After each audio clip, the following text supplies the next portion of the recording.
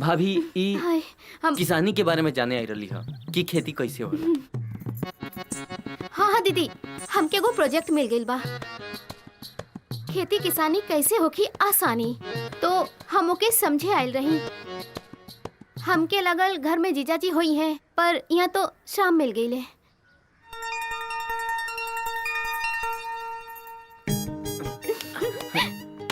अब तो तोहर भाभी चल गई, फिर डर कौन बात के? तू छोड़ा, तू तो चल जाइबी, बाकी भाभी के हमरा के देखे के बा। अरे सुनो सुनो, जब ले हम कहेम ना तब ले हमरा से मिले की कोशिश मत करियो। तू जा ना, हम ना जाए। ना ना, तू एजा से जा। अरे छोड़ा ना। तू ना जा जाए। हम तू जा ना।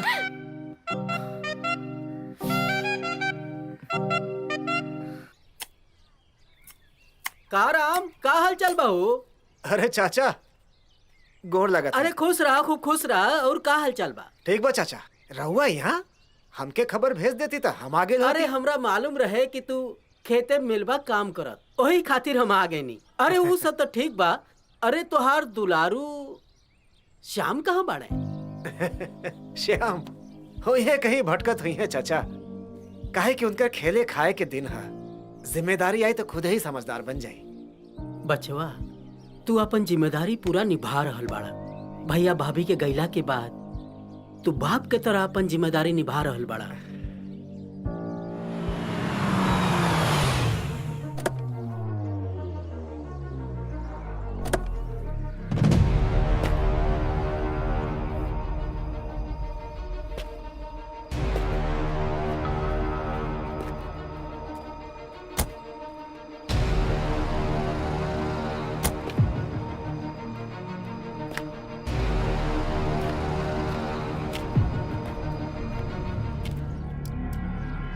ए राम बाबू, हमरा के तोहार जमीन चाहिए हो, कीमत बतावा।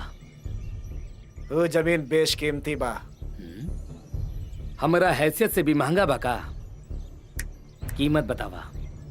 हमरा के वो जमीन ना बेचे के है। देखा राम बाबू, तहरा के जमीन बेचे के बा आकि नइखे बेचे के, ओसे हमरा कौनो मतलब नहीं है। हमरा के जमीन चाहिए, मतलब चाहिए। चाहे तू दाम से देबा या दम से। का हो, इनके बाप के माल बा का? ए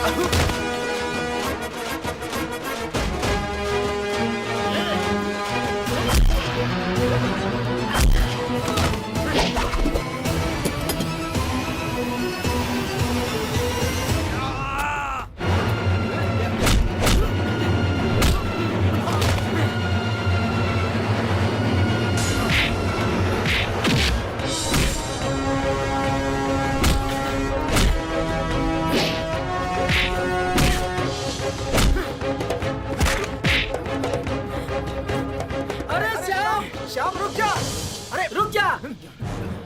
अरे छोड़ा छोड़ा छोड़ा अरे छोड़ा इके छोड़ा छोड़ छोड़ा चला चला।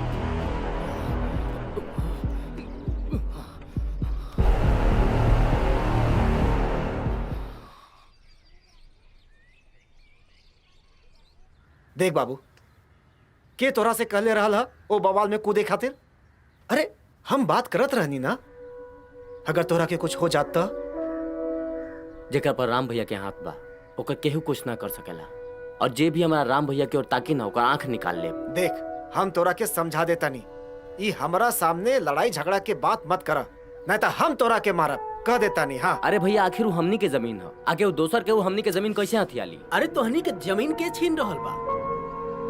अरे एगो बहुत खुशखबरी के बात कहे आयल बानी यहाँ पर। का खुशखबरी कहे के चाहता रहा? अरे आजमगढ़ से फोन आयल रहे, राम के ब्याह के दिन तय करे के बा। तो ना कह दो, शादी की तैयारी कर जाओ, तू ही नामनी के मालिक बड़ा। हम बियाह ना करब चाचा। ब्याह ना करब, बुढ़ा होती ब्याह करबा का? श्याम के पहले सेट हो जाए दा, ओकरे बाद ब्याह करब। देखत नहीं ख, ये हमारा पर बिल फड़ता है। चुपचाप से ब्याह कराओ चाचा, तू हमनी के गर्जीवन हो, तू अपना मर्जी से तारा जो करे के बा करो। हम कह देता नहीं ना करब तो ना करब बस। बेटा ई बिया भैया तय कैले रहना, और लड़की एकदम लक्ष्मी बिया, पढ़ लिख के ऑफिसर बनला के बाद भी बियाह करे खातिर तैयार बिया, और उ लोग कब से मन बनोले बा। बेटा बियाह खातिर मना मत कर, काहे कि भैया भौजी तोहार बियाह तय कैले रहना। ठीक बा चाचा, हम तैयार बानी। इन भइल बात चाचा, अब तक खूब नु हमरा नाचे के मिली।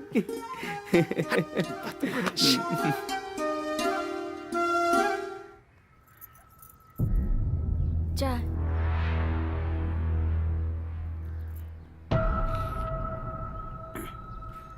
है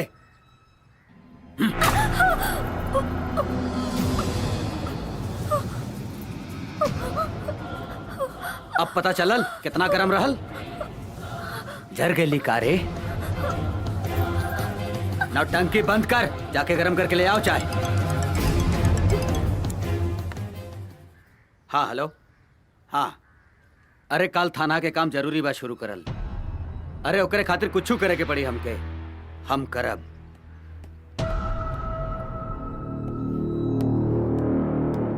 आप फोन रखिए, हम बतियाओ तानी के हुआ से। का भाई तोहार हाल देख के हालात के पता चलल बा।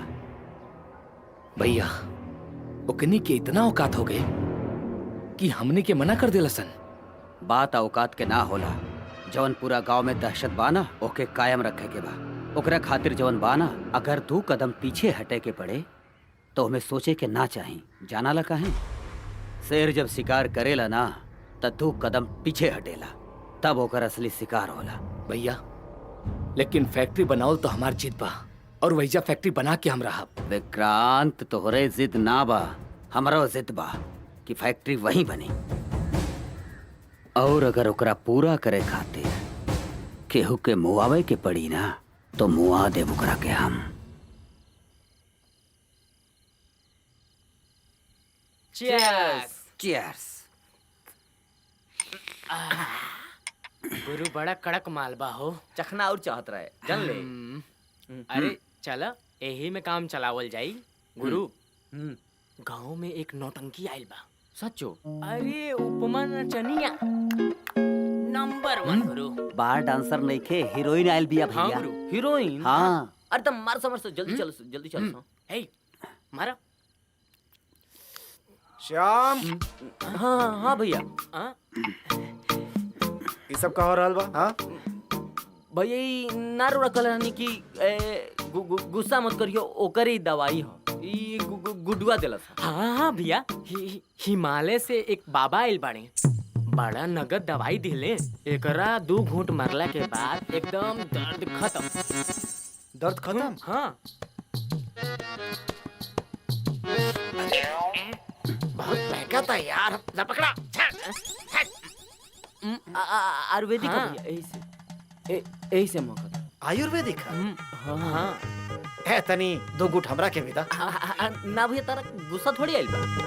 तू मत पियो ना हमके ना। श्याम सही में लेबो।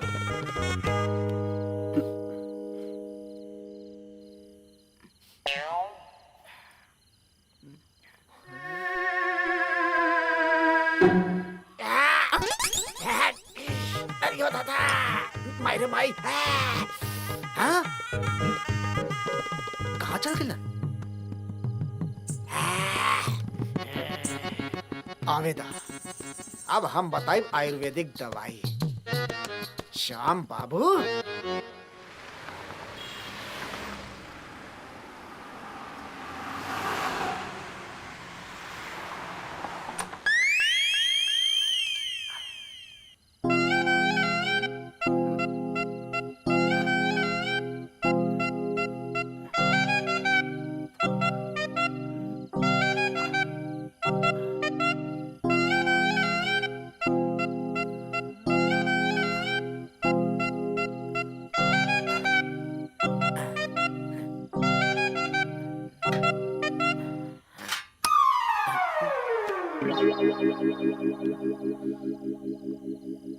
भैया रुआ ठीक कहत रहनी। गुड़ुआ धनुआ आवारा हुआ। देखी ना हम सुता रही, हमरा के उठा के लेके नाच देखता चल गए हंसन। हमरा सजा मिले के चाहिए भैया। हम छोट थोड़े बनी। हमारा सजा ये बा कि हम खाना ना खाए। हो गई तुम्हारी नौटंकी खत्म हो गई होगा तो खाना खा लिहल जाए। काहे कि हमरा के बहुत जोर से भूख लगल बा। भैया श्याम बाबू चमचागिरी से पेट ना भरी, खाना से भरी। चला आई।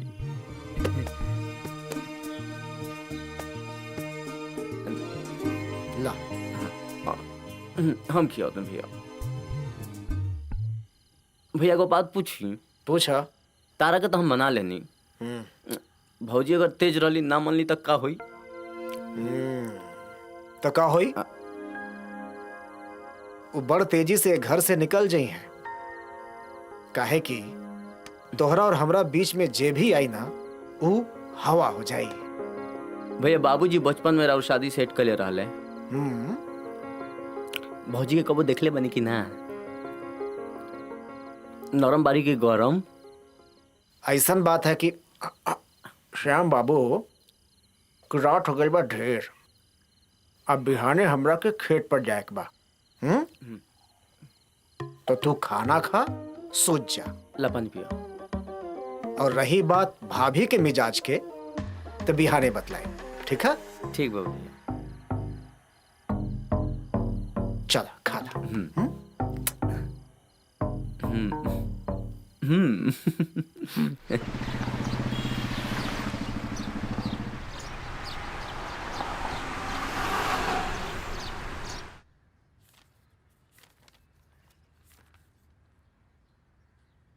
प्रणाम मैडम। आप फिर यहाँ? हमने आपसे कह दिया ना कि आप जो चाह रहे हैं वो हम नहीं कर पाएंगे। आप अपना और मेरा दोनों का समय खराब कर रहे हैं। उसे क्या कहते हैं मैडम? आप नहीं सुनोगे तो कोई नहीं सुनेगा। हमारे सुन ली ऊपर वाले ने, और आपको मुक्त भी कर दिया। और वो क्या कहते हैं, आपका तबादला भी हो गया। आप चिंता मत कीजिए, उसका भी उपाय है हमारे पास। आप हमारा उपाय कर दीजिए। चलिए कोई बात नहीं, आपने हमारा इतना बड़ा काम किया है। हम आपको बताते हैं। वो क्या है ना, हमारी शादी तय हो गई है, बल्कि 2 ही दिन में होने वाली है। पूछेंगे नहीं कहाँ? कहाँ? अरे वहीं जहाँ आपने हमारा तबादला करवाया है। अब कैसे आपका शुक्रिया अदा करें? और जहाँ तक आपके काम की बात है, तो आपकी जानकारी के लिए आपको बता दें कि वो जमीन अब सरकार की हो चुकी है और वहाँ एक शासकीय अस्पताल बनेगा। आप हमारी शादी में जरूर आइएगा। नमस्कार।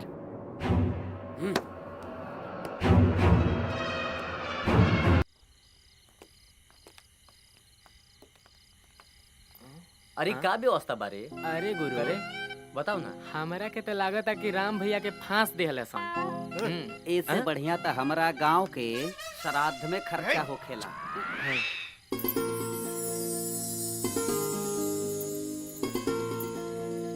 अरे ऐसन बात नहीं खे। अरे रागनी बिटिया के मर्जी रहे कि शादी सादगी से होके के चाहिए, कोनो टीम टाम ना होके के चाहिए, बुझलो। हाँ, हमने के अरमान के का भइल? जो इतना दिन से मन में सोचले बानी कि भैया के बियाह होई तो अपना अरमान के पूरा करब। ऊ सब अरमान तू अपना शादी में पूरा करिहा।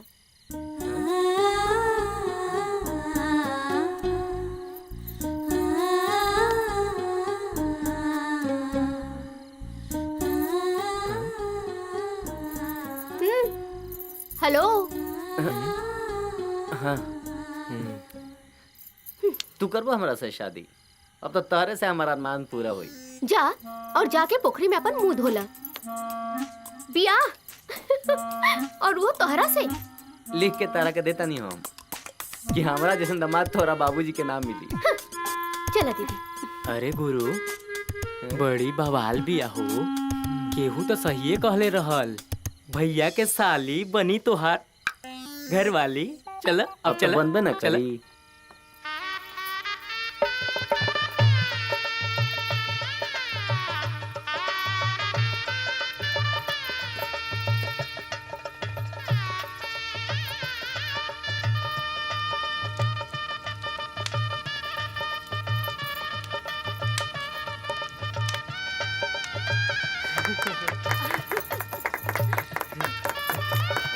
मंगलम भगवान विष्णु मंगलम गरुध्वजः मंगलम पुंडरीकाक्षं मंगलाय तनोहरि। स्वस्ति न इंद्रो वृद्धश्रवा स्वस्ति न पूषा विश्ववेदा स्वस्ति नस्ताक्षो अरिष्टनेमि स्वस्ति न बृहस्पतिर्दधातु।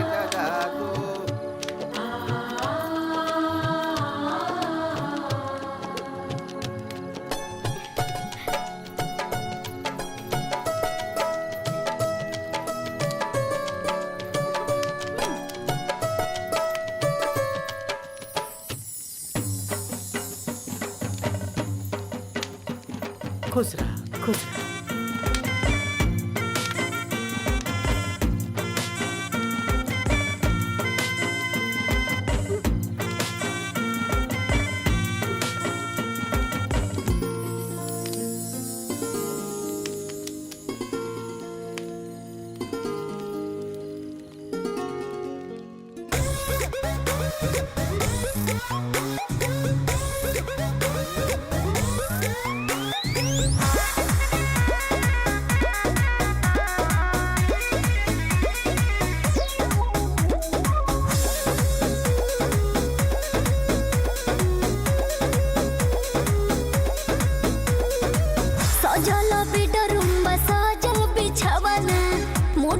सीट बाटे खिस तू बरावना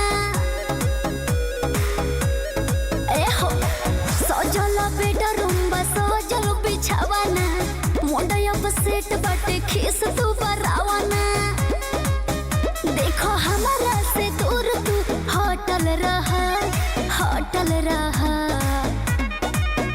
हम डटल बानी तू डटल रहा जैसे सटे फेविकोल रानी सटल रहा।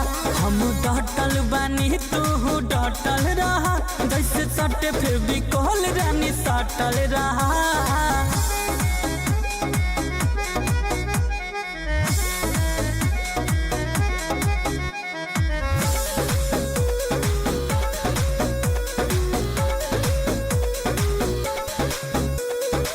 मन बटे उफना तू हो और बोला सतई बाका लागोता जाति के कोरवा में तू हमारा के मुई बाका। तू ही धन हऊ हो तू ही मान हऊ हो हमारा सपना के रानी धड़कन हऊ हो। अब सापू के जैसन लिपटल रहा हम डटल बानी तू डटल रहा जैसे सटे फेविकोल रानी सटल रहा। हम डटल बानी तू डटल रहा जैसे सटे फेविकोल रानी सटल रहा।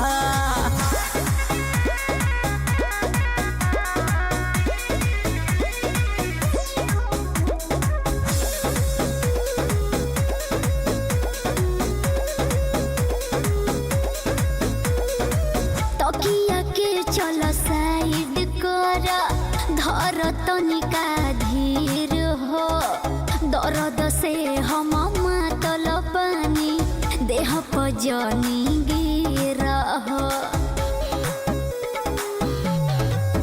कैसे दिल के मनाई बोला कैसे समझाई देह खोजता बे हमारे सेज पलड़ाई। आज की रात सोना कटल रहा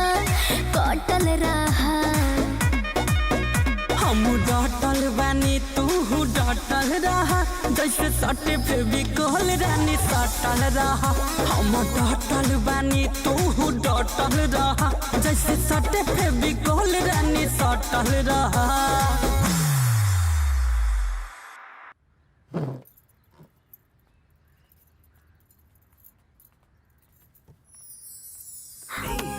हटी ना, छोड़ी ना।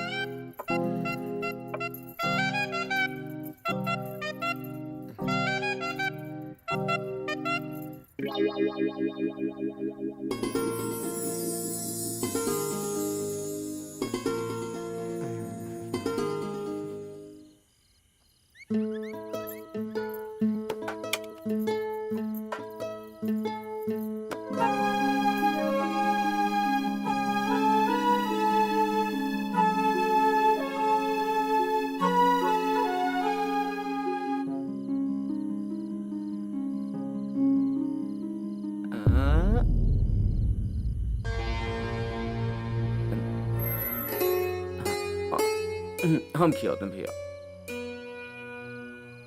भैया को बात पूछी। पूछा। तारा के तो हम मना लेनी, भौजी अगर तेज रही ना मन ली तक का हुई? तो का हुई? वो बड़ तेजी से घर से निकल जाई हैं।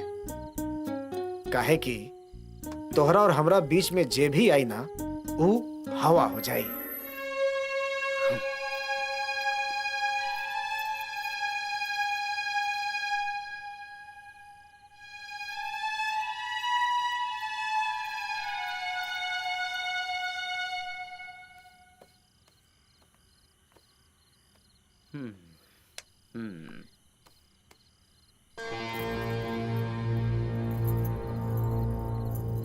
भैया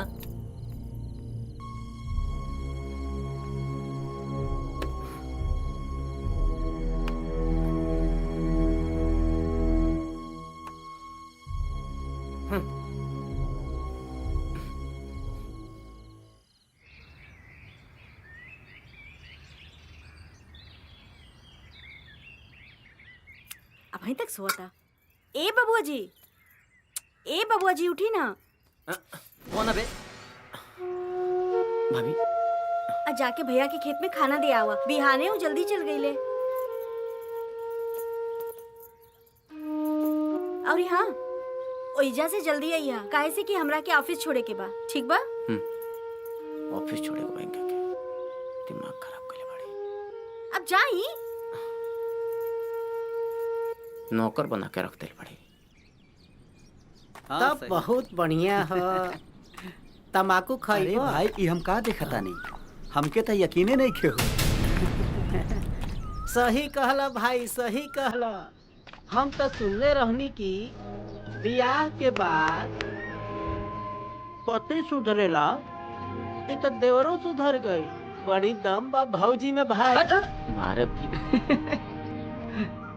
दिमाग खराब कर ले।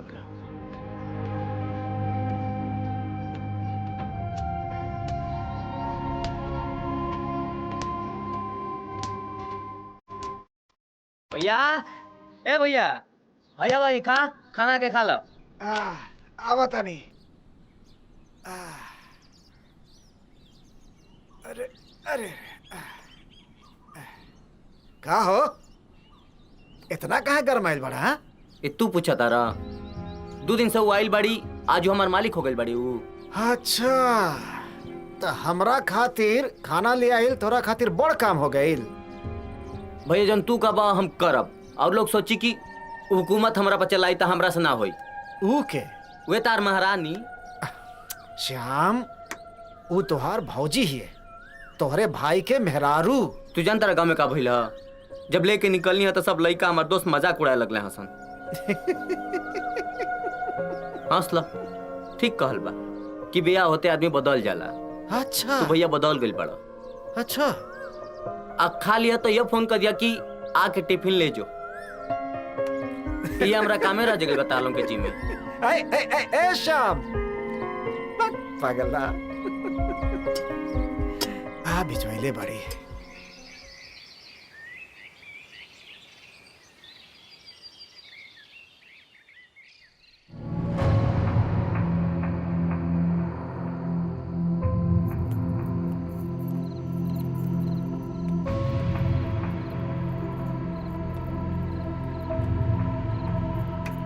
विक्रांत भैया आज बहुत बैठी। बड़ी खुशखबरी बा। का भइल? है पूरा कारखाना के जवन बा ना, हाँ? सारा मुसीबत के जड़ खत्म हो गई। कैसे? लेकिन हमके तोहार ई गणित ना समझ में आवता कि आखिर तू इतना हिस्सेदारी देबा कैसे। भैया आखिर हम भाई के करही राहुल, तई घाटा के बिजनेस हम कैसे कर सकतानी? ई कैसे रहुआ सोच लेनी? लेकिन कैसे करबा ई तो बताइबा।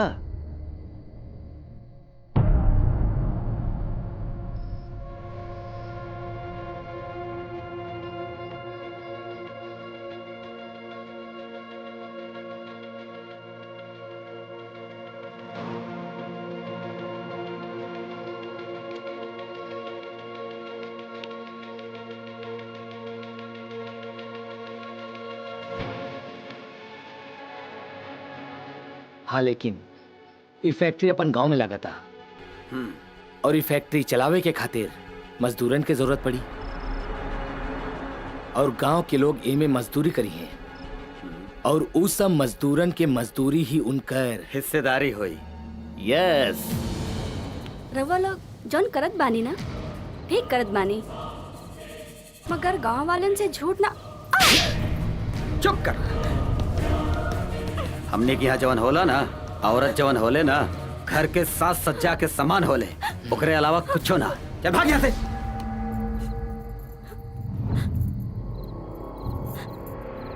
औरत के जितना इज्जत दिहल जाला ना, उतने जवन बाबू खोपड़ी पे सवार हो जाले, समझ ल? जी भैया।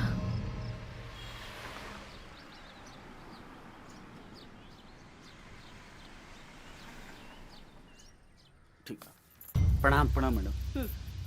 प्रणाम मैडम। राउर स्वागत बा ऑफिस में। एहिजा आपके कोनो तकलीफ ना होगी, ना काम के ना कोनो बात। हम बानी ना।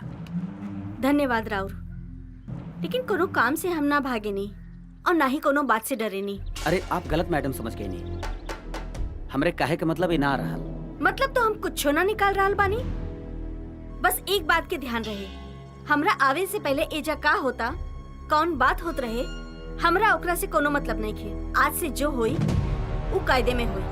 अरे मैडम, जब सरकार कायदा में ना रही तो कर्मचारी का कायदा में रही? बस फायदा मिले के चाहिए।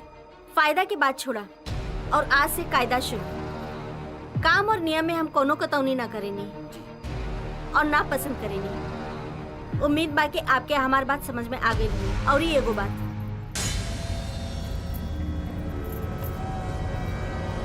काम की बात ही हमरा के अच्छा लागेला। अब आप जा सकेंगे। प्रणाम मैडम।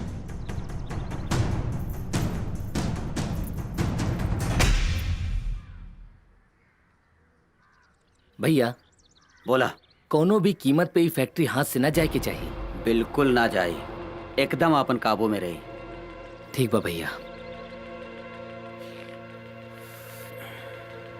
भैया जी, वो वर्मा आइल बा, कहता भैया से बड़ा जरूरी काम बा। ऊ का करे आइल बा?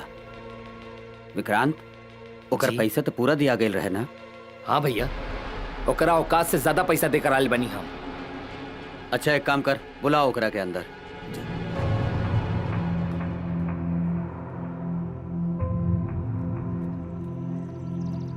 बोल वर्मा।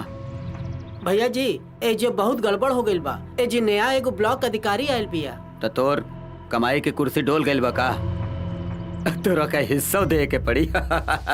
ना भैया, ऐसा कोनो बात नहीं खे।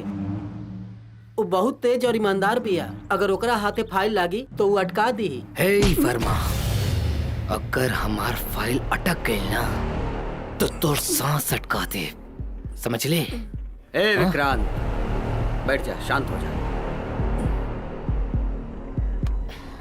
विक्रांत, ओकरा ऊपर भड़कला से कोनो फायदा ना बा। अब वर्मा, जा करके तनी देखा कि ओकरा औकात कहाँ ले गिरता। तू जवन कहबा ना वो हो जाई, लेकिन एक बात याद रखिया, हमरा ना सुने के आदत ना बा और ये हमरा फितरत में नहीं खे।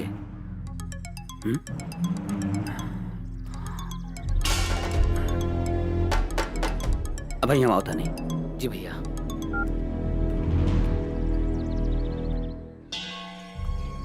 बोला राज बहादुर भाई, का हाल बा? सब ठीक बा। हम फोन एला कैले बानी कि हम एगो बात कल चाहतानी। हमनी के जन दोस्ती है ना वो रिश्तेदारी में बदल जाए, यही ला फोन कैले बानी। अरे हम यह चाहत रहनी।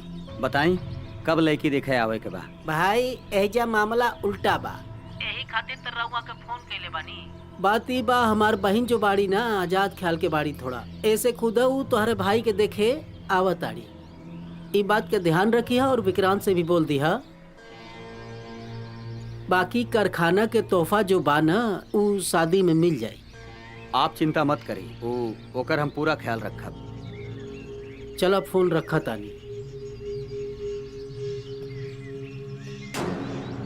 वर्मा, तेजो कारखाना के काम देख, ठीक बा ना? भैया बड़ा खुशखबरी ले आयल बानी। का भैया? वो जवान राज बहादुर भाई हवन ना, हाँ? वो अपना बहिन के बियाह तोहरा से करे खातिर तैयार हो गईलन। ना ना ना भैया, अरे सुन ले बानी, बहुत नक्चड़ी लेकी है भैया। अरे जब एक बार बियाह होके घर में चल आई ना तो सब सही हो जाई। तो ठीक बा भैया, लेकिन वो अगर हद पार करी था? अरे हद पार करी वो छोड़ा, ई सोचा जब उनके बहन के बियाह अपनी यहाँ हो जाई तो हमरे कारखाना के वो बहुत फाइनेंस करी हन, बहुत पैसा दी हैं और फिर कवर करा ना तू।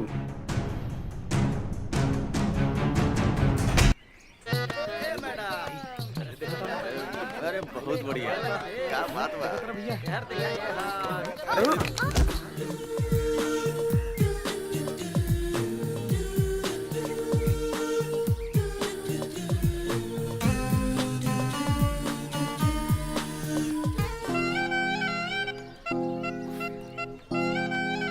गांव में कोई ढंग से चल भी नहीं सकता है क्या?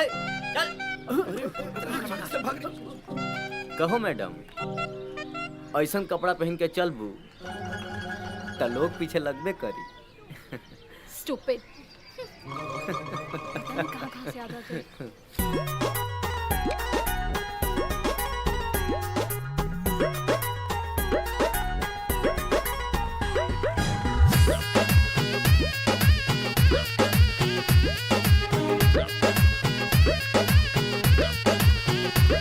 देखी के चोख जवानी मन भइल पानी पानी। देखी के चोख जवानी मन भइल पानी पानी। जब से तेरा तार फाटल फरक गोरी, जब से तेरा तार फाटल फरक गोरी, तब से देखा तार लड़का झाक झाक गोरी, तब से देखा तार लड़का झाक झाक गोरी।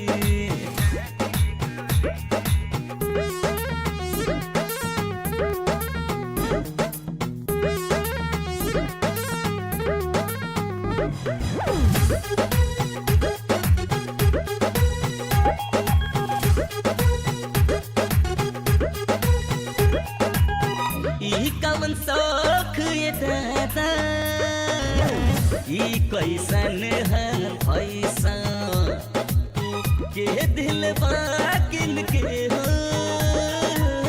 कपड़ा ऐसन ऐसा। कवन दर्ज के देवे लो तू ना पे गोरी, कवन दर्ज के देवे लो तू ना पे गोरी, तब से देखा तारे लड़का जाके झाके गोरी, तब से देखा तारे लड़का जाके झाके गोरी।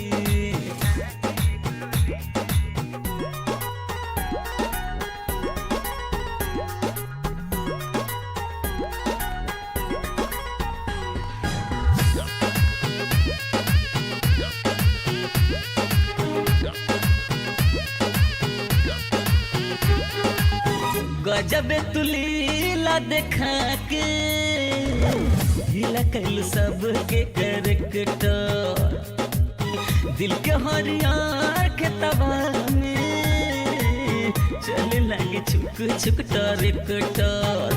तोहर नजर के बहुत बाधा के गोरी, तोहर नजर के बहुत बाधा के गोरी। तब से देखा तारे लड़का जाके झाके गोरी, तब से देखा तारे लड़का जाके झाके गोरी।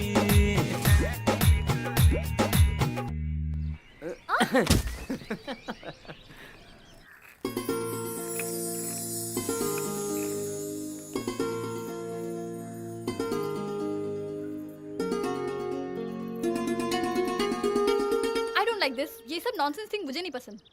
शांत। ये हमरे खानदान के परंपरा है कि घर अइले मेहमान के यही तरह स्वागत कैल जाला। पहली बात तो मैं कोई मेहमान नहीं हूँ, ठीक है? और ना मैं सिर्फ अपने भाई के कहने पे घर आई हूँ। जब तक मेरा मन करेगा मैं तब तक रहूंगी। बाय द वे ये सब छोड़ो, विक्रांत कहाँ है?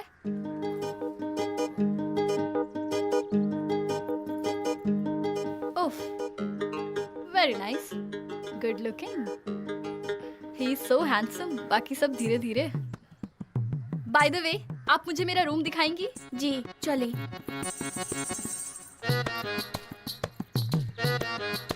हमरा से सब ना हुई भैया, तू ही झलिया एक रखे। जवन बात हम कहले बानी ना, ओके तू सोचा, गौर से सोचा, सब काम हो जाई। ए शेरा चल। जी भैया।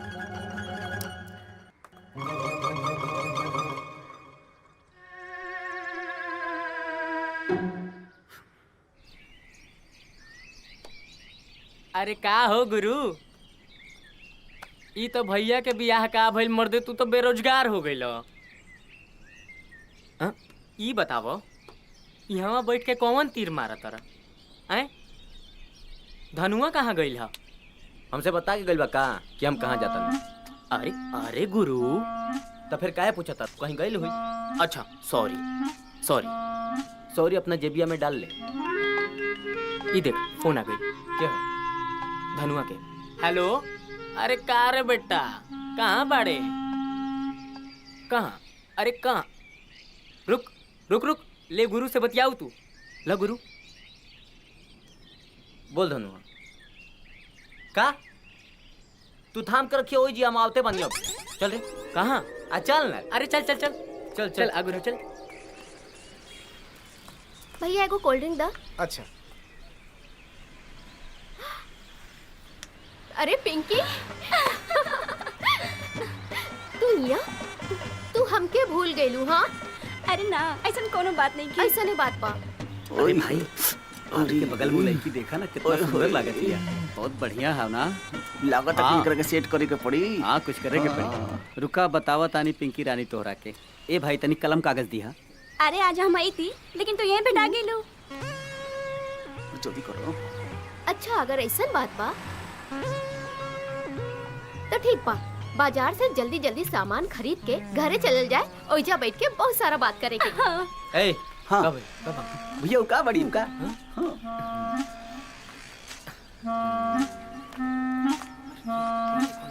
देखा, अरे यार ओकर सहेलिया तो एकदम पटाखा लागत बा। बढ़िया बड़ी भाभी के हाँ हाँ हाँ लिख रख ले बानी। अब देखिए इतना दिन बाद मिलूं, बहुत अच्छा लगा था।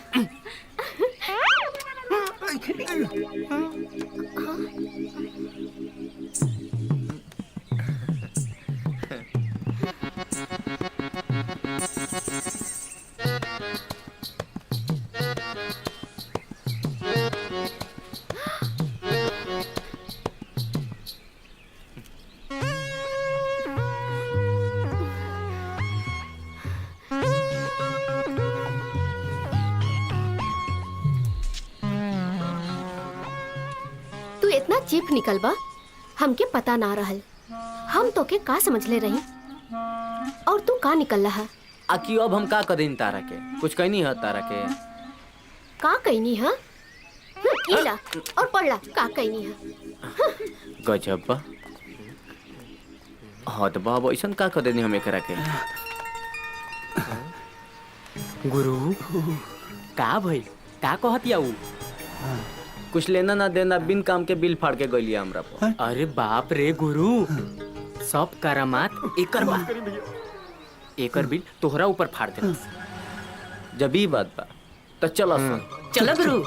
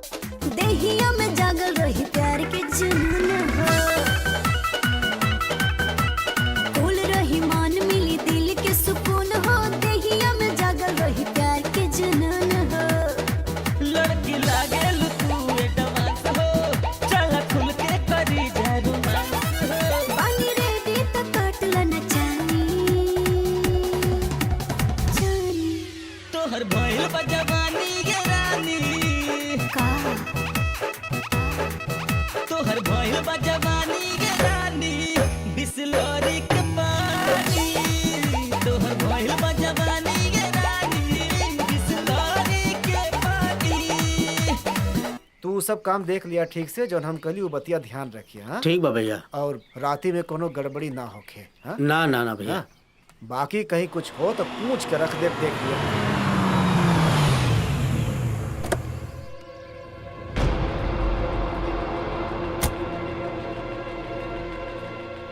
हे राम चल, तोरा के भैया बुलाओ तड़न। सहूर से बात करा, बदतमीजी से बात करे वाले से हम लात से बात करेला, समझला?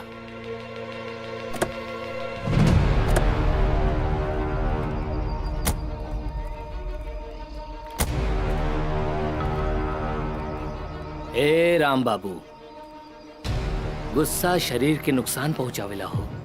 और नेकी इंसान के काम के बाद बोला।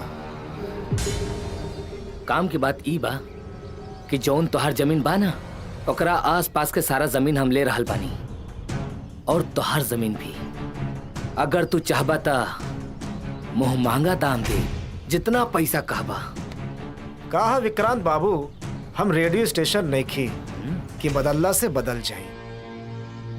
हमार जवाब आज भी उहे बा।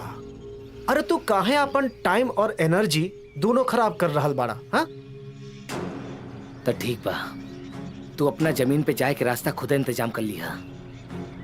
हम तोहरा अपना जमीन पे जाए ना दी, कहे कि वो जमीन हमार हो जाई और हमार जिंदगी भी। बुझाइल?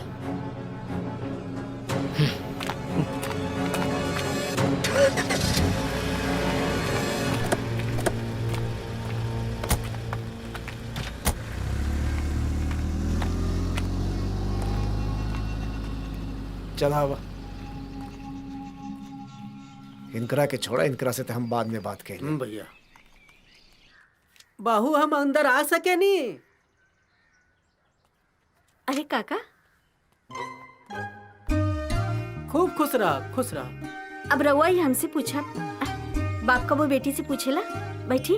अरे घर में तू बेटी बाड़ू, यहाँ ते ऑफिसर बाड़ू। अरे ये सब छोड़ा, ई बतावा हमरा के काहे खातिर बोललू हा? घर में सब ठीक बा ना? आपके आशीर्वाद से सब ठीक बा, लेकिन हमके रउआ से एगो बात की सलाह चाहिए। कहा बेटी? रउआ तो जाना तानी कि आजकल नौकरी मिलल कितना मुश्किल हो गईल बा। तो इहे से हम चाहतानी कि बबुआ जी के कोनो न कोनो बिजनेस करवा दियल जाए। बेटी सोच तो बहुत बढ़िया बा, लेकिन बिजनेस खातिर पूंजी चाहिए। ओकर इंतजाम हम कर लेले बानी, लेकिन तनी से हमके मदद चाहिए। का? हमार गांव में हमरे नाम से एगो जमीन बा। अब हम तो एजर आप, बस आप उस जमीन के ठीक से सौदा करा दी, तबले हम बबुआ जी की ट्रेनिंग की तैयारी करब। तू श्याम के बारे में इतना सोचेलू? अब हम ना सोचब त के सोची? अब उनकरा की जिम्मेदारी हमार भी बानू, लेकिन आपके हमरा से एगो वादा करे के पड़ी। का बेटी? ई बात के पता इनकरा के और बबुआ जी के ना चले के चाहिए। बेटी तोरा जैसन बहू के सोच सब घर में होके के चाहिए। कोनो घर में दूगो चूल्हा ना जले। तोहरा पे हमरा गर्व बा। भगवान तोरा हर मुराद पूरा करे, बहुत ज्यादा खुश रखे। जी धन्यवाद। ए रुक, तू एजा कैसे? बैठा बैठा। प्रणाम भैया जी। और बोला। भैया वो विक्रांत के समझा दा, वो हमार जमीन के पीछे पड़ गई बा। का समझाएं ओकरा के? का समझाएं? तू कहे जिद करत हुआ? मान जा बात के, मान जा। भैया ये बात जिद के ना जरूरत के बा। वो जमीन हमार रोजी रोटी के साधन बा। अगर हम ओकरा के बेच दे तो फिर खाइब का? अरे तो ओकरा बदले में तोहरा के पैसा मिलत नु बा, हाँ? और तोहरे भाई के फैक्ट्री में नौकरियों मिली। अब खुश बाड़ा ना, ओके भुला जा, छोड़ दा ओके। अच्छा तो ये बात बा। हमरा के लागल रउआ तनी समझदारी से काम ले, मगर ये समझल बेवकूफी है। ठीक बा भैया, अब हम उहे करब जौन हमार समझदारी कही। देख, जर जोरू जमीन में ना जिद ना कैल जाला, और जब सामने वाला ताकतवर हो ना तब तब बिल्कुल ना करल जाला। समझदारी से काम करा, समझ ले? बात जिद के ना जरूरत के बाद भैया। और हाँ, भले ही हम इतना ताकतवर नहीं खी कि केहू से भिड़ जाए, मगर इतना कमजोर भी नहीं खी कि केहू हमसे जीत जाए। चलता नहीं। प्रणाम भैया जी।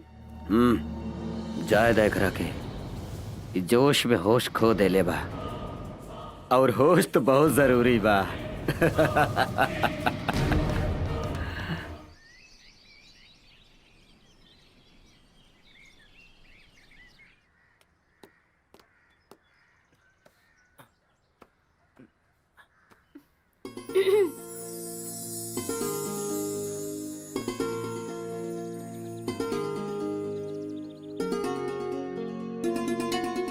अरे रे रे रे तू तू यहाँ का करेलू हो? बाहर के बाद बाहर रह के चाहिए। या भाभी से कुछ भी बतल तो तू जनिया तार काम जानी। डर ओकरा दिल में होखेला जे गलत होखेला। हम तोहर भाभी से सब कुछ साफ साफ बता दे ताकि जवन करे के बाद कर ला। तन बतावा ना। ए बबुआ जी। हाँ हाँ भाभी। कुछ पुसुर होता। अरे शालू तू कब आई? अरे अभी तो आईली है भाभी। रियाई खता चले ना भाभी। चलो चलो चलो। चला। अरे रे अंदर आई आई आई बैठे। बैठा शालू। और बतावा चाचा चाची कैसन बा? अरे भाभी आओ सब कोई ठीक है ना होई एकदम मस्त वालो।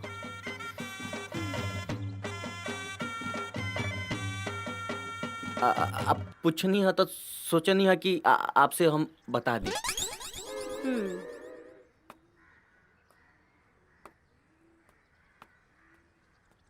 जीजा जी प्रणाम।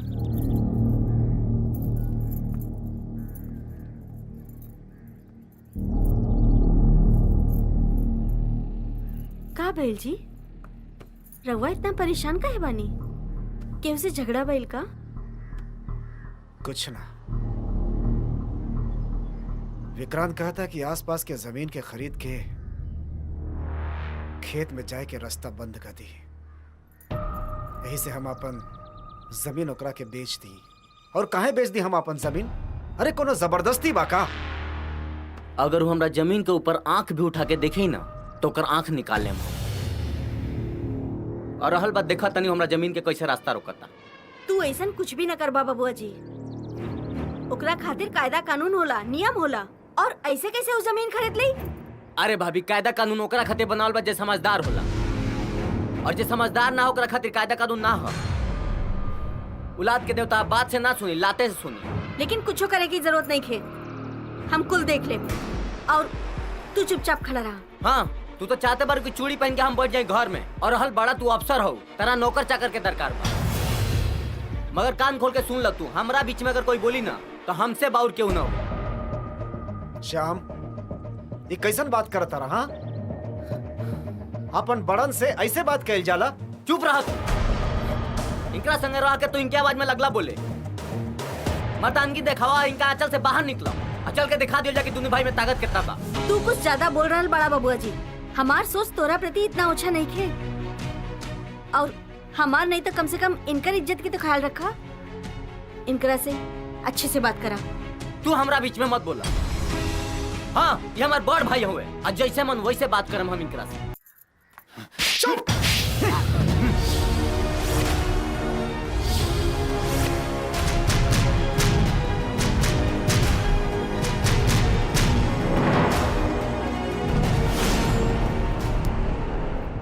श्याम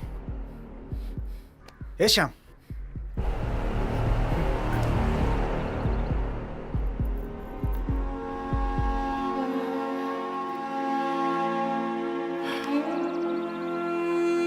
ये हम का कर देनी?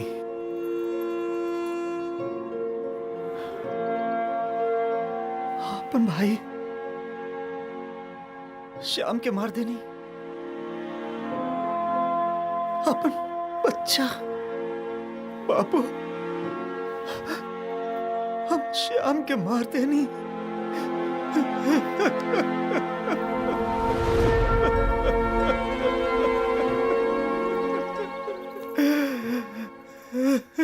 आप चिंता मत करिए, काम हो जाए आपके। एकदम सुबेरे सुबेरे कहाँ रे? अरे मालिक एगो बवाल आ गइल बा। यही से आवे की हिम्मत कईनी हा। कैसन बवाल आ गई? रउआ नामे एगो नोटिस जारी हो गइल बा। ओमे लिखल बा। अच्छा चल सुनाओ। आप किसी ग्रामीण का जमीन नहीं खरीद सकते हैं और ना ही उन पर आपका कोई मालिकाना हक हो सकता है। और यही आज के सरकार का प्रावधान है। और उसे मद्देनजर रखते हुए आपका कब्जा हटाया जाता है। और आपको ताकीद किया जाता है कि उन ग्रामीणों का कागजात उन्हें वापस कर दे, अन्यथा आप पर दंडात्मक कार्रवाई की जाएगी। तई नौका अधिकारी के फरमान जारी भइल बा। हम पहले कहत रहनी कि कूट के रख दो ओकरा के, लेकिन तू लोग ना मनला। अरे मालिक वो अधिकारी ही राम के बहरारू बा। वो तो हमनी के तोड़ के रख देले बिया। अब तो जा यहाँ से। अब हम ही के कुछ सोचे के पड़ी।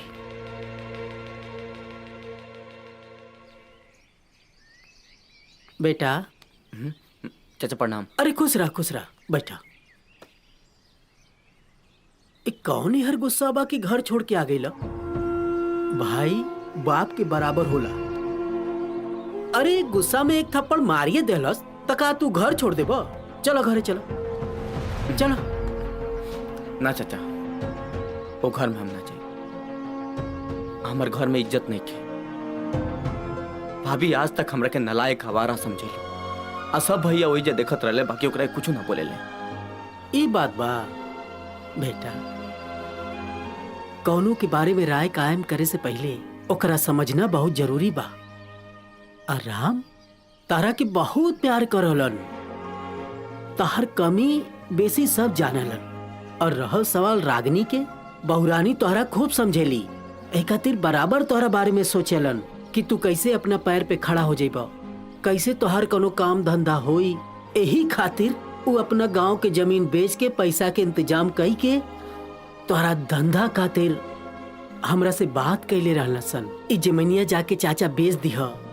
इहे तक ना, वो तोहरा से इतना प्यार करेला कि बोलत रहे कि जब इनका प्यार में कोनो कमी ना आवे बबुआ के, ओइलन अपन बच्चा पैदा ना करब। चाचा हमरा से बहुत बड़ गलती हो गई बा। ना जाने भाभी के बारे में हम का सोचत रहनी है। अभी हम जाके उनकरा से माफी मांग लेम। ठीक बा, जा बेटा जा। ए, बंद कराई सब, चला निकलाई जैसे। का होता है ये सब? बंद करा ये सब। ए मैडम, हमहू तो उहे कहा तानी कि बंद कर दई सब काम। ई जौन तू नोटिस भिजोले बाड़ू ना, ओकरे कार्रवाई करे आइल बानी। का कार्रवाई? दंडात्मक कार्यवाही, समझ लू। देखो बात कही कि हमरा और तोहरा पति के बीच में जौन जमीनी विवाद चल रहा बा ना, ओकरा से तू दूर रहा, बुझाइल? हमरा के डरावा मत विक्रांत। हम ऑफिस के नियम और घर के रिवाज के हिसाब से एकदम सही करत बानी। यही चाह हम तोहर लेक्चर सुने नहीं खे आइल, तोहरा के आगाह करे आइल बानी। एकर अंजाम बहुत बुरा हुई। कहे कि अब तक तो विवाद चारों जमीन के रहे, पर अब जोरू क्या गई बा।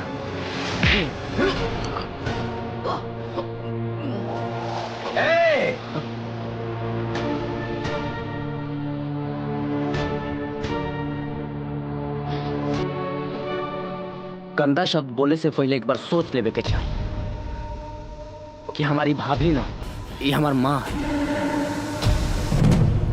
इनकरा खिलाफ अगर एक भी शब्द गंदा बोल लेना तो चीर के रख दे।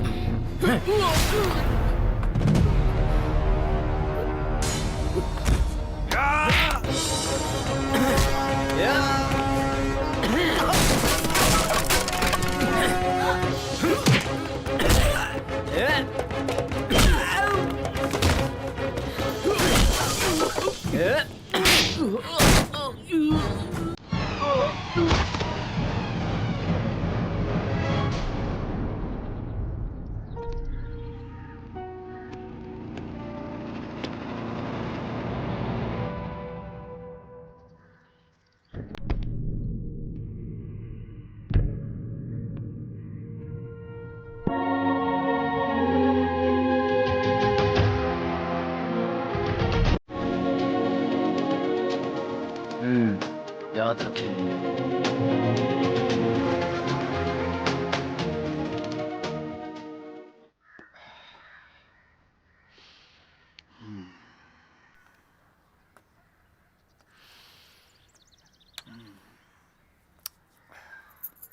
का हो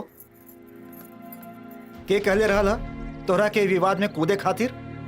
अरे हम लड़त रहनी ना ये लड़ाई। लेकिन के कह देले सी रहुआ के कि हम ई विवाद में कूदत बानी? ये हमार ड्यूटी है। उ तो इत्तेफाक से ई मसला हमार घर के निकल आई।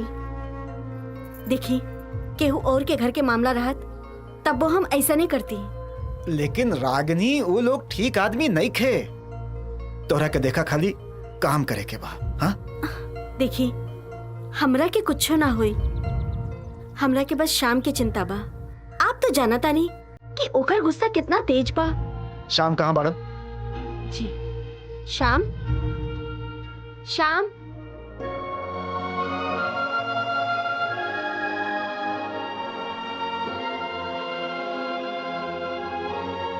रउआ हमार चिंता मत करो, आज से हमरा काम मिल गई बा। भैया आज जौन रउआ हमार संगे कहीं है, शायद पहले कैले रहती तब राउत भाई शायद बिगड़ल ना रहता। अब आपके एगो अच्छा भाई बन के हम जरूर दिखाई।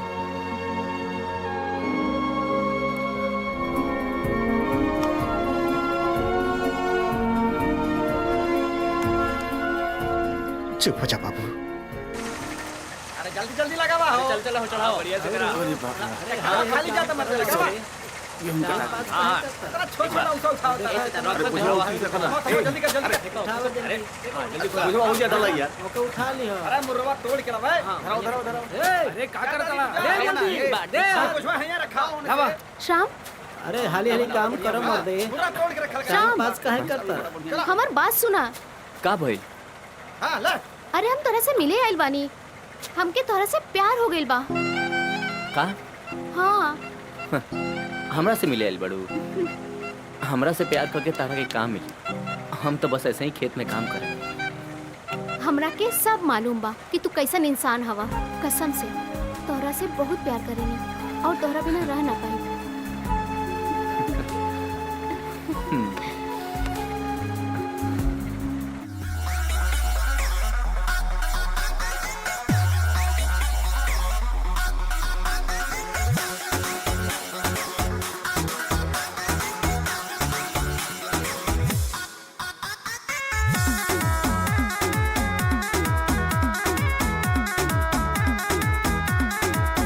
हमरा मन में तूफान उठता, सारा हमारो बदन टूटता। जैसे मकई के लावा फुटेला, वैसे हमारो जवानी फुटता। मौका जाने में से करा तोहर हाई धानिया, भले धक धक धड़के जिया, लेकिन धैले रही हो कमर पिया। भले धक धक धड़के जिया, लेकिन धैले रही हो कमर पिया।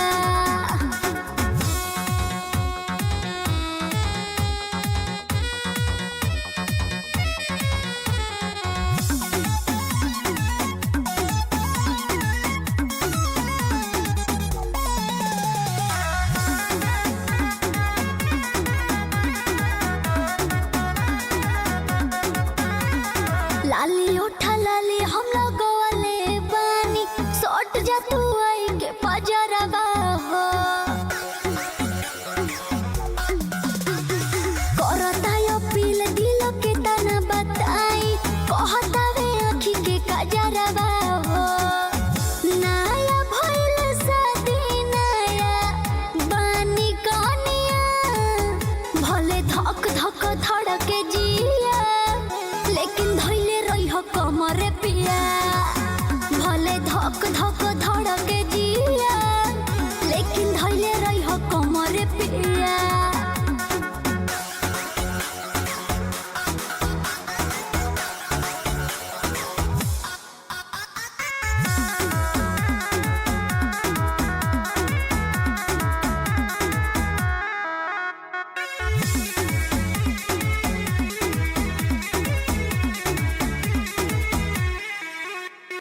सांस तू बनी के हो सवरिया, तन में हमारा समा जाओ हो।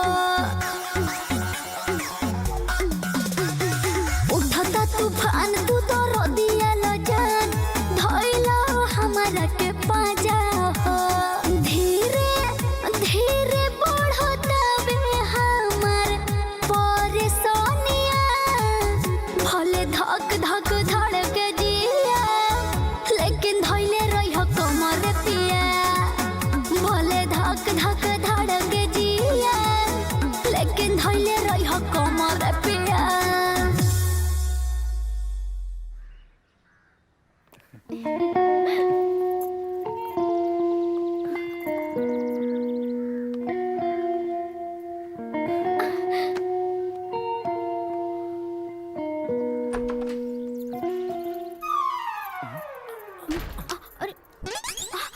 भाभी ई हाय, हम किसानी के बारे में जाने आई रही है कि खेती कैसे होला।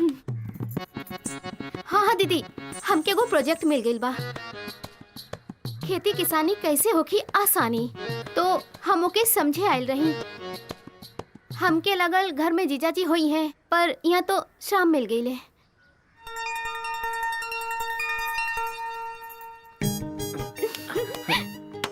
अब तो तोहर भाभी चल गई, फिर डर कौन बात के?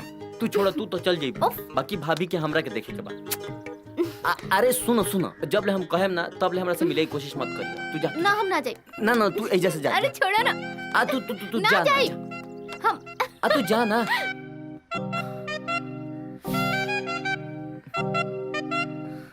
भाई ई सारा लड़की वाला सन सब कमाऊ लइका ढूंढताड़े। अब तो हमरा के ई बुझाता नु कि जे ना करी कमाई ओकरा ना मिली कबो लुकाई। बहुत गंभीर समस्या बा, एकरा पर कुछ विचार करे के पड़ी तोहरा के। भाई लोग का तालों के ये सोचे बुझे के रह गइल बा, बतावा। ए जे हमार सांस टंगल बा, अतालो के मजाक के सुझत बा, लगत अब हमरे कुछ करे के पड़ी। भाई एगो काम करो, तू सालू के लेके यहाँ से भाग जा, बाद में चल अइहा। देखल जाई अइला के बाद का होई। वैसे भी भगला के बाद केहू केहू के कुछ ना बोलेला। हाँ। सही बात बा गुरु, भइल बियाह मोर करबा का। बहुत बढ़िया सलाह देता रहा सतानी के। सही कहता रे। हमारा श्रद्धा बा कि हम घोड़ा पर चढ़ के बराते जइया, तहनी के गधा पर चढ़ाए के फेरा में पड़ल बड़ा सा। घर के इज्जत उज्जत बाकी ना रे हमार। मानू भाई का भाई कुछ सोचला कि ना कि का करे के बा, हमनी के बियाह कैसे होई? अरे ये तो सोचा तानी कि का करी, तुहे ना बतावा का कल जाओ। ठीक बा, सोच ला, और कुछ ना समझ में आई ना तो हमरा पास आ जाइया, हम तोरा बता दे। बताओ का करी। हमरा खेती के बहुत काम बा, ये काम तोहरा से होई, और तू कोनो लायक ही ना हवा। ए भाई टेंशन मत ला यार, सब ठीक हो जाई। चलो ठीक, चलल जाओ। रागिनी, श्याम बहुत इनोसेंट लड़का है, ओकर ध्यान हमनी के ही रखे के पड़ी। वो तो सही कहता नहीं रहुआ, ओकर ध्यान हमनी के ही रखे के पड़ी। अरे आप सभी एक साथ है? चाचा कोनो बात हो गइल का? हमनी के बहू रानी से मिले आयल बानी जा, उनकरा से कुछ बात करे के बा। हाँ जी बोली, का बात बा? बहू रानी, ना जानी हमनी के ये सब कब से सह रहल बानी जा, कबो आवाज उठैला के हिम्मत ना भइल। बेटा, तू जे कदम उठौले बाड़ू, यही से लोगन के आस जाग गइल बा।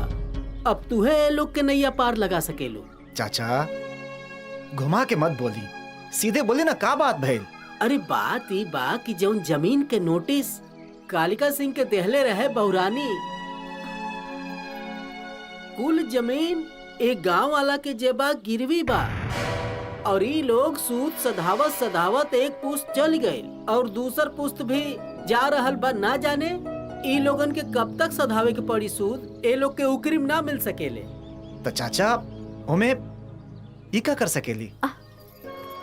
तोनी लोग चिंता मत करल जा, तोनी लोग की जमीन पर तोनी लोग के ही जमींदार हक रही। एक काम करल जा, ऑफिस आके एगो आवेदन दे दा, हम कोनो न कोनो रास्ता जरूर निकाल ले। बहुरानी बहुत बड़ी मेहरबानी तोहार हुई। ठीक बा, हम सब जाता नहीं।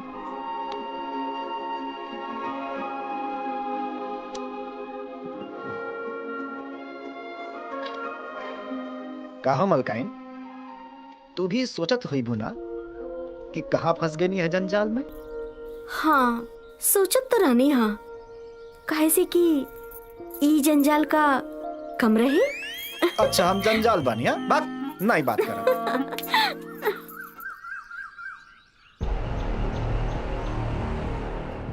बस ई गांव के लोगन के इतना हिम्मत कि हमरा विरोध में खड़ा होता रे, एक एक करके काट दे, कह देत पानी।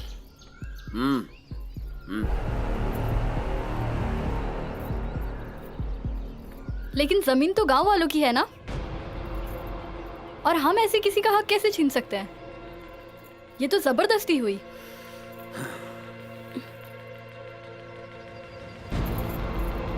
बबनी तू चल। अरे एक अरे सेकंड तू चल, मुझे बहुत बात जरूरी करनी काम है। बा। अरे तू आवा हमारे साथ आवे ने। देखा विक्रांत, गुस्सा बहुत खराब चीज होला। अगर एके दिल के अंदर रखा ना तो आपन नुकसान बा, बाहर निकाला तो सामने वाले के नुकसान बा। और गुस्सा में जौन बा ना, दिल से ना दिमाग से काम कइल जाला।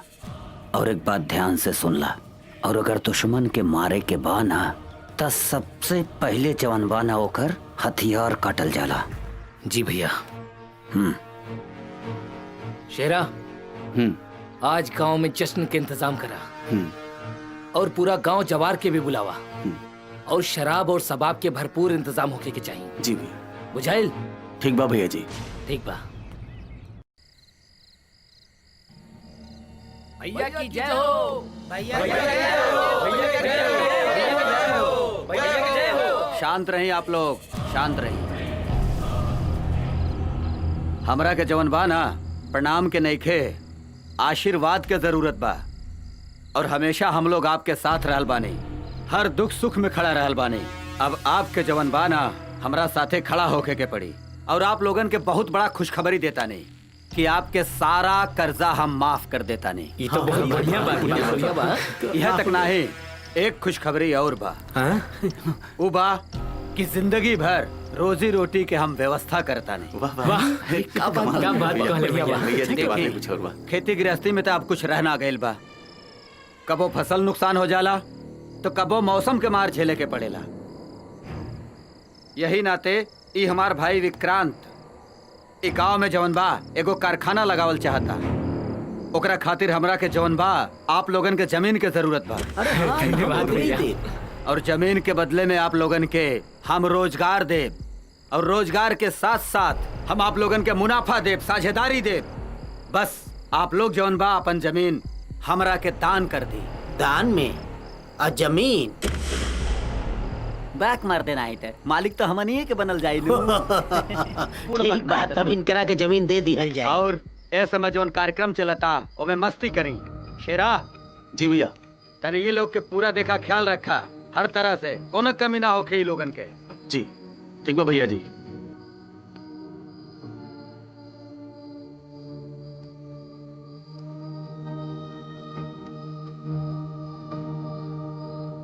आगे ये अंगूठा लगावा।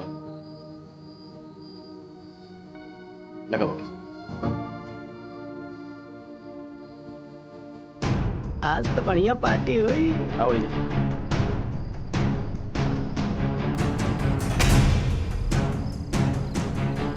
तू आओ।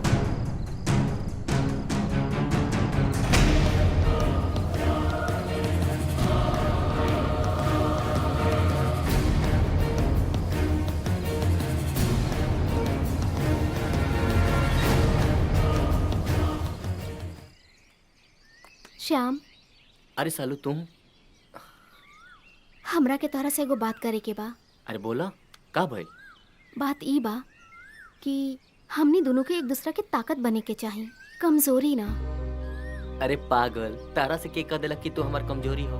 तू हमार ताकत हो, ताकत। यही से तो कहा तानी कि जब तक तू कुछ ना बन जाता रहा तब तक तू अपने काम पे फोकस करा। और हमके गलत मत समझिया, दिन प्रतिदिन हम तरह से ज्यादा ही प्यार करब।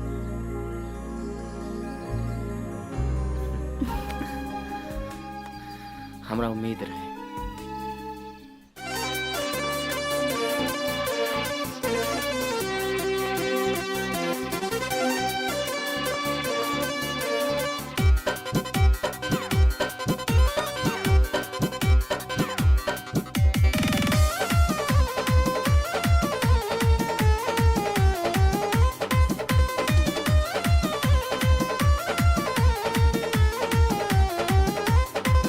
जनी तोरा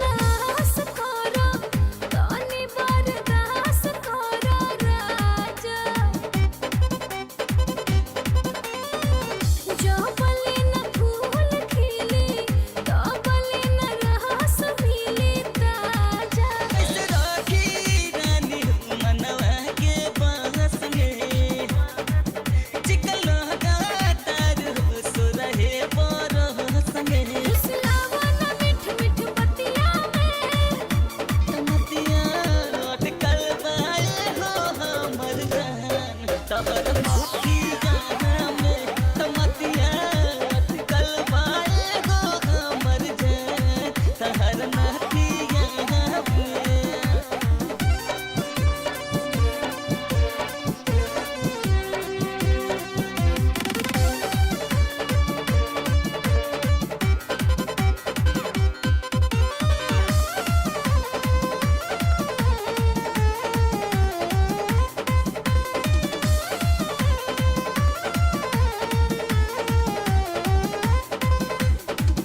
बेरी बेरी टच न करो प्यार तू मोहच न करो राजा बाहर जैसा जबले सपना अभी से न सोच करो राजा रह जाता हो करे जहवा छछन के जब आवे लूनियर रहमनी ठान के दिलावा सुधार तू अदतिया में तमतिया अटकल बाए हो हमर जान तहर मोतिया में तमतिया अटकल बाए हो हमर जान तहर मोतिया में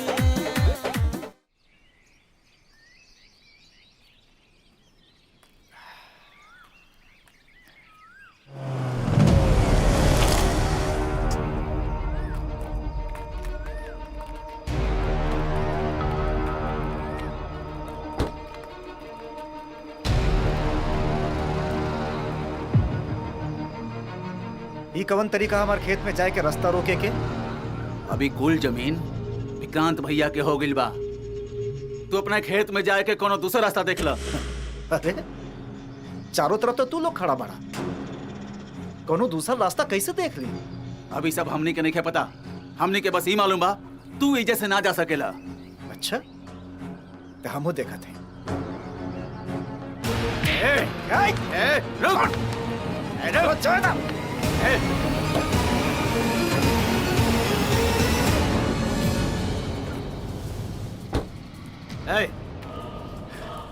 ये सब का हो रहा है? हाँ? भैया देखी ना, ये लोग हमार रास्ता रोक रहल बा। बहुत बुरा करता। ये सब जमीन अब हमार हो गइल बा। अब ते चुपचाप इस सारा जमीन हमरा के दे दे, यही में तोर भलाई बा। और एकरे जगह हम तोरा के दूसरी जगह जवन बा ना जमीन दे दे। ये कबो ना हो सके। अब यह होई, अब यह जमीन में ते दोबारा ना आईबी। और एकरे बारे में ज्यादा जानकारी करे के बाद अपने मेहरारू से बात कर। हमसे और हमरा आदमी से लड़ले से कोनो फायदा ना बा। चला रे।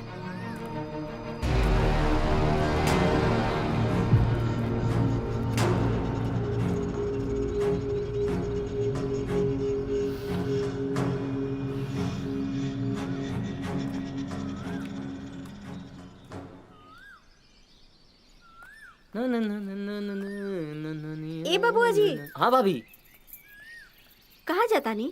अरे ऐसा ही कुछ काम रहे, मार्केट जाता नहीं का। कौन बात बका? हाँ, बहुत जरूरी काम बा। तो के हमरा साथे कहूँ चले के पड़ी। कहाँ? चला। अरे रहुआ इतना जल्दी कैसे आ गए नी? कहा बात दरअसल यह कि कालका सिंह हमार खेत के आसपास के जमीन गांव वालों से जबरदस्ती खरीद ले बा, और हमरा के हमार खेत में जाए के रास्ता ना दे रहल बा। भैया वो लात के देवता, वो कबो बात से ना माने। लात के देवता के लाते से मनावल जा सके। अब हमहू देखो तन कौ गो रास्ता रोके। ए बबुआ, ऐसा करे के कोनो जरूरत नहीं है। हर बात के कायदा कानून होला और वो सब हम संभाल ले। लेकिन भाभी, लेकिन कुछ ना। हवा बिजली के रास्ता आदमी कब्बो ना रोक सकेला। हम ऑफिस जाके देखा तानी, तू हमरा साथे चला। और हाँ, अपन भैया के आशीर्वाद लेला।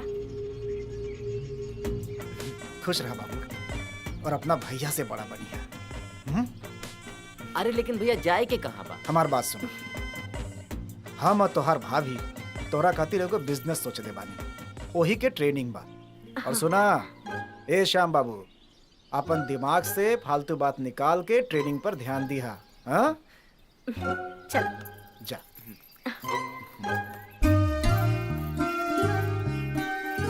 बचा के बैठिए भाभी।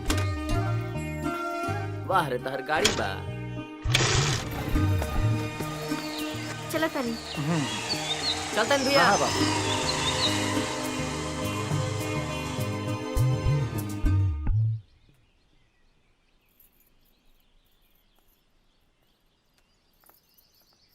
Thank you.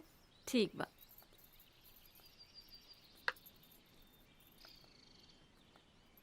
अच्छा, यहाँ पर नौकर चाकर नहीं है क्या? रोज सारा काम आप खुद ही करती हैं? तू जॉन समझा, तू हमारा मेहमान बाड़ू ना, यही से तुहार ध्यान रखत हमार फर्ज बा। अच्छा, मैं आपको दीदी बुला सकती हूँ? ये कोनो पूछे वाली बात बा? तू तो हमार छोट बहन बाड़ू। अच्छा, एक बात बताइए, मैं जिस दिन से इस घर में आई हूँ तब से देख रही हूँ आप बड़ा शांत शांत रहते हो, सारा काम खुद ही करते हो। ये आपका स्वभाव है या कोई रिवाज? तू जॉन समझा, चाहे रिवाज माना और या चाहे स्वभाव समझा। मुझसे तो नहीं हो पाएगा। रिवाज विवाज सब धक्यानुसी होते हैं। मैं यहाँ के रिवाज बदल दूंगी पर खुद को नहीं। ब्याह के पहले हमरो यह विचार रहे, ब्याह के बाद बाबू माई के दिहलू संस्कार हमरे विचार पर भारी पड़ गए। आपकी कहने का मतलब मुझे भी एक दिन ऐसा बनना पड़ेगा? It's impossible. हमरा के तो ढेर इंग्लिश ना आवेला, वही से अपने भाषा में कहा तनी कि तू नहा धोला, हम नाश्ता तैयार करत बानी। ठीक है।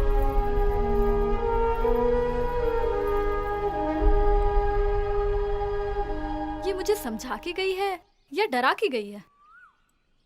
Whatever, जो भी हो, हम तो भाई जैसे हैं वैसे रहेंगे।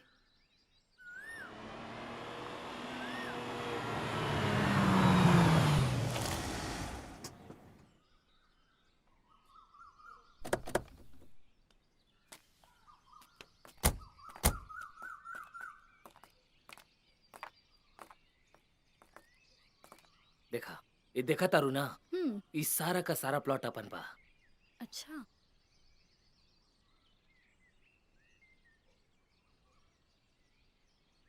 और इधर जो दिखाई देता ना, हम्म। वहां तक उस सब हम्म। अपन। हाँ,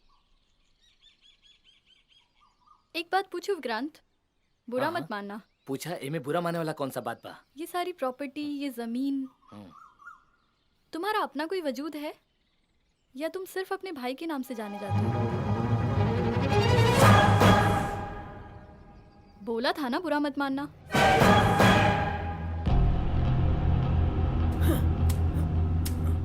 ए, इन्हें आवा।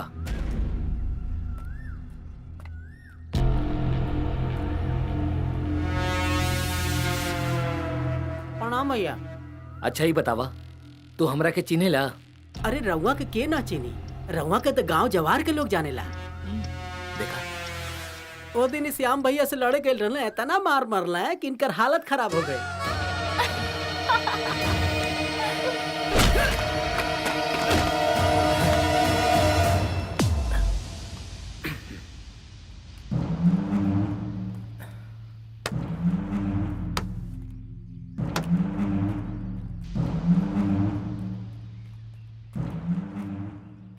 ए ठाकुर साहब, एकनी के मार के ताकत के अंदाजा ना लागी।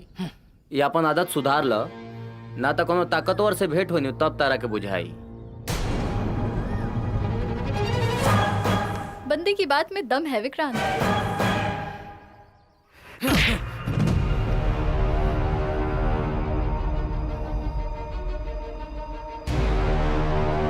ई मर्दानगी कोनो मर्द पर दिखावा, औरत के मारे वाला नामर्द का, बुझाइल?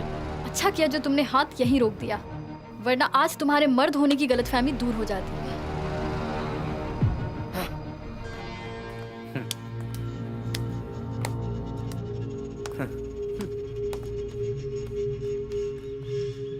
चलो।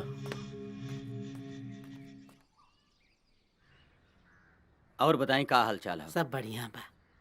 हमार बहिन तू लोगन के ज्यादा तंग तो ना कैले बा? ना ना, बिल्कुल ना। और आज तो दोनों साथ में घूमे भी गए रहला सन। हमरा पता बा कि हमार लाड़ प्यार की वजह से बिगड़ गई बिया। सही कहा तानी, नया जमाना के लड़की लड़का हवन, घूमे चल ही जाला लोग। भैया, वो रानू को या तो रीति रिवाज सिखा दा या तो ओकरा के घरे भेज दा। लेकिन बात का भइल? नमस्ते। अरे का हो गई?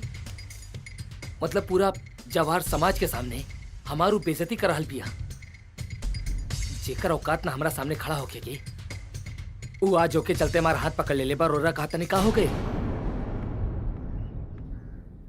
भैया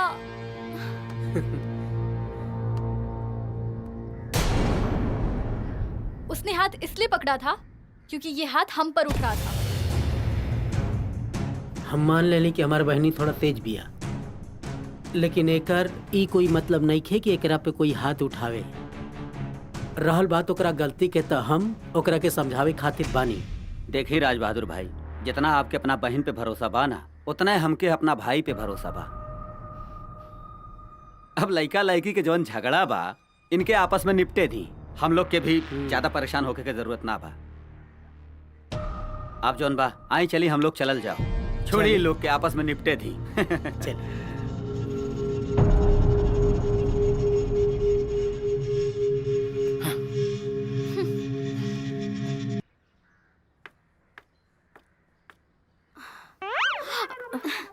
दीदी तू यहाँ घर पे ई टाइम ऑफिस ना गेलू का? हमरा ख्याल से तो आज इतवार बा, और अगर तू हमरा से मिले आइल बाड़ू तो समझ ला ना गई नी। हमार कहे के मतलब ई ना रहे दीदी। शालू तू हमार छोट बहन बाड़ू, हम गोलमोल ना बात करब। और तोरा से एक बात साफ साफ पूछे के चाहता नहीं, का तू श्याम से प्यार करेलू?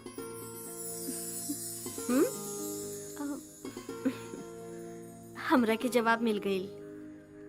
बड़ बहन के होए के नाते हम तोरा के एगो बात समझावे के चाहता नहीं। सच्चा प्यार त्याग होला। आज चाचा जी तोनी लोगन के रिश्ता ना कबूल करी है, लेकिन हाँ अगर बबुआ जी कुछ बढ़कर ले ले तो चाचा जी से जाकर हम खुद बात करब तू लोगन के रिश्ता के बारे में। तू हमार घर में देवरानी बन के आईबू, इससे बड़ खुशी हमरा के का होई? दीदी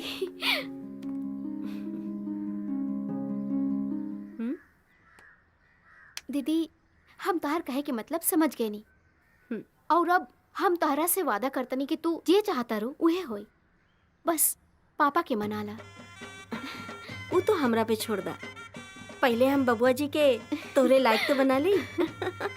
और हाँ बहुत देर होता, अब तू जा। एक बात के ध्यान रखिया, हम दोनों लोगन के बीच आज जे बात भइल वो बबुआ जी के पता न लगे के चाहिए।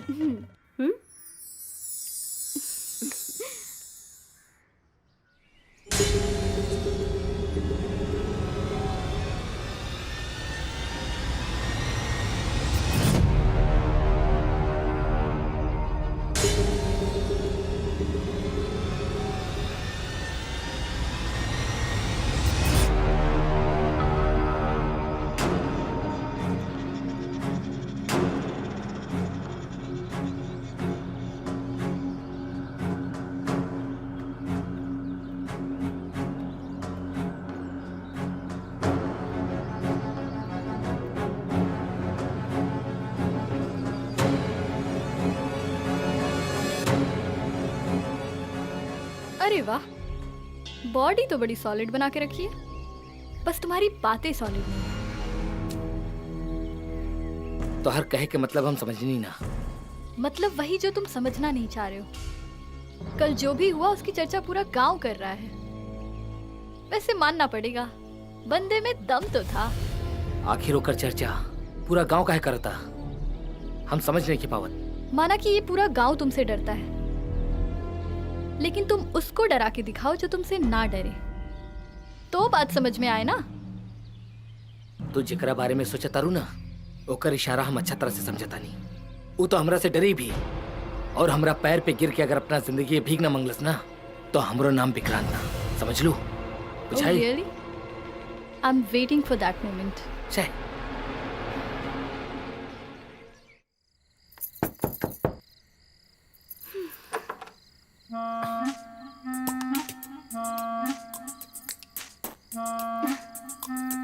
इतना मुंह काहे फुलैले बड़ा? कुछ प्रॉब्लम रहे जेकरा वजह से हम ना मिल पाइनी, और तू तो मिले के कोशिश ना कैला। अच्छा तो तू विश्वामित्र बना तरा तो लगा था हमरो के उर्वशी बना ही के पड़ी। रुक अब बताओ तनी तोहरा के।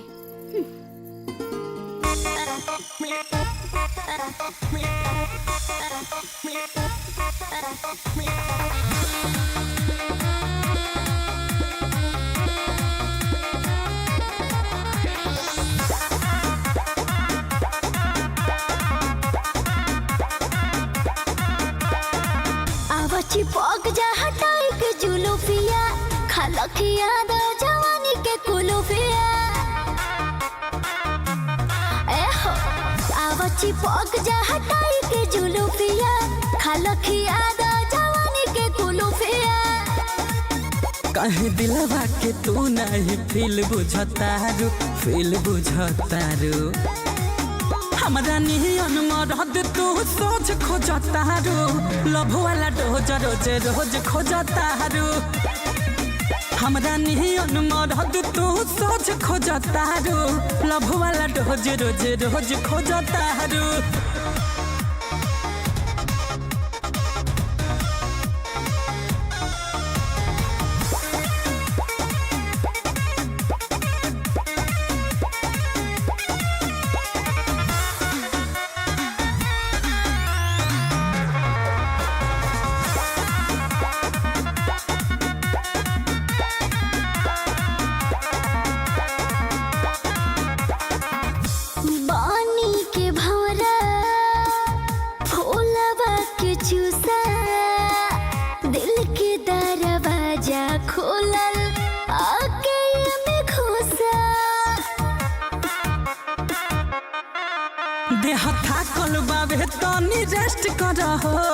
रेस्ट करहो होई में हर तोहार और जेस्ट करहो और जेस्ट करहो।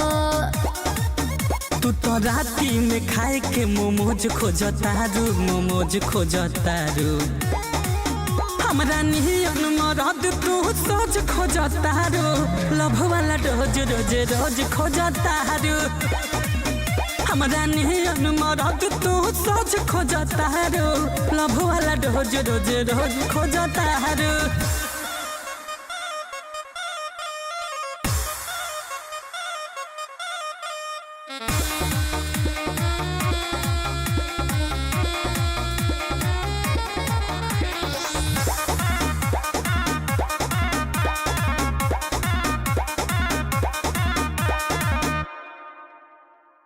लेता अंगड़ाई पागली जवानी फेंको तया गया के डाल दो न पानी। हम करी रिक्वेस्ट चला दूर हटा हो एको घंटा से कहता नि पिया सट हो सैया सट हो। तू तो सुतेला हमार गुद खोजतारू हमरा नियन मरद तू सोच खोजतारू लभ वाला रोज रोज रोज खोजतारू हमरा नियन मरद तू सोच खोजतारू लभ वाला रोज रोज रोज खोजतारू।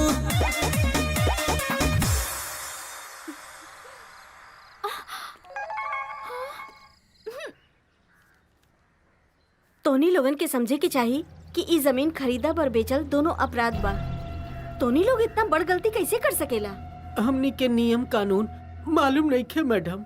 हमनी के तो बहला फुसला के वो हमार सारा जमीन वो अपना नामे दान में करा देले मैडम। हमने अब कहा कर सके नहीं मैडम, रहुआ बताई ना मैडम।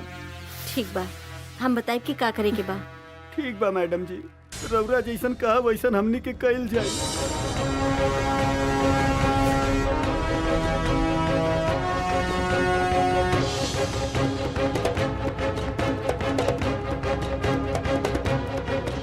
आखिर रउरा के छोड़ के दूसर के हमनी के सहारा बा।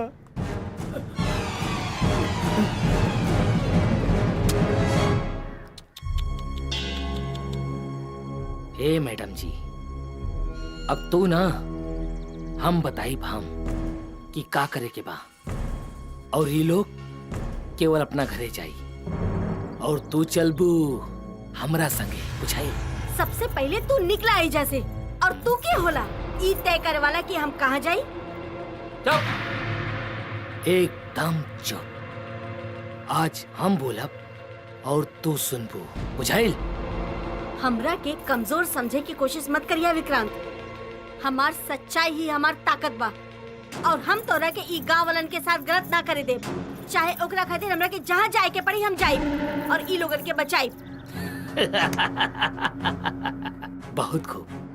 हम तोहरा के समझावे आयल ना रहनी जा, ई बतावे आयल रहनी हाँ कि आज के बाद तू बुलबू ना, सिर्फ सुनबू, जब तक कि हमार फैक्ट्री ना बन जाओ।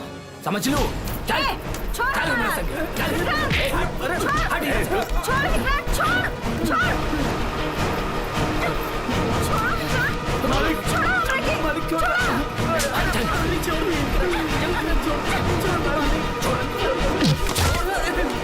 ए विक्रम, छोड़ हमारी पत्नी के, छोड़ छोड़ छोड़ हमारी पत्नी के, छोड़।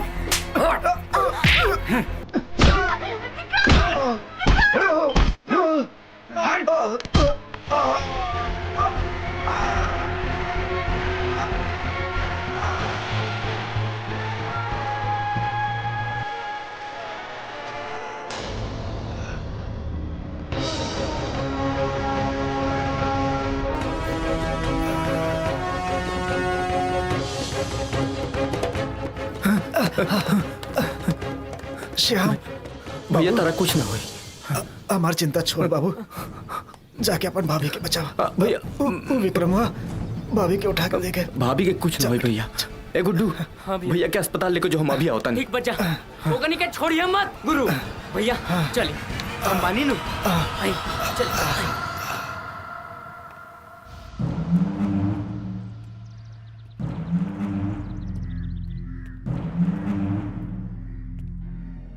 अरे विक्रांत, कहाँ रहला तू? हैं? कब से तोहार इंतजार कर रहल बानी। कितना टाइम हो गइल? अरे भैया, अपना रास्ता के कांटा साफ करे गल रहनी हाँ। अरे साफ साफ बतावा, का भाई? ओकरा के उठा ले आयल भाई। अरे उ रगनिया जौना के उठा के लाके अपना कब्जा में रख ले बानी। का करे खातिर? अपना कब्जा में तब तक रखा जब तक अपन फैक्ट्री ना बन जाओ। लेकिन ओके तो छुपा कर रख ले, कहाँ हुआ? वो पहाड़ बाना, उहे पहाड़ पे ले जाके ओकरा के बांध ले बानी और वही जे उ रही। और जब तक ले फैक्ट्री कंप्लीट ना हुई तब तक ले हमनी एकदम टेंशन फ्री रहा। तो अगर ऐसा बात बाना हाँ। तो वही जा चलेंगे। फिर चली।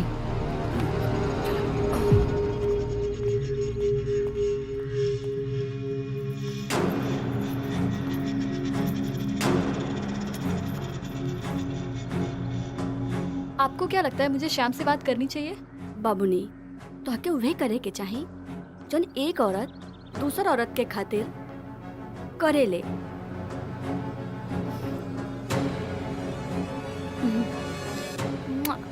ये फोन रखिए, मुझे जाना है। बाय।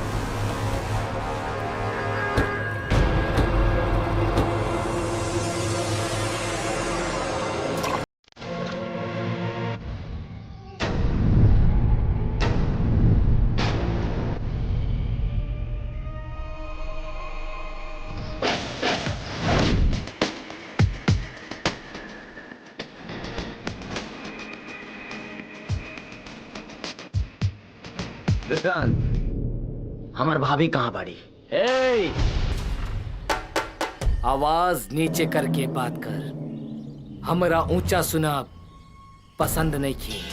हमरा भाभी के अगर कुछ भइल ना तही जा तोहरा के काट दे।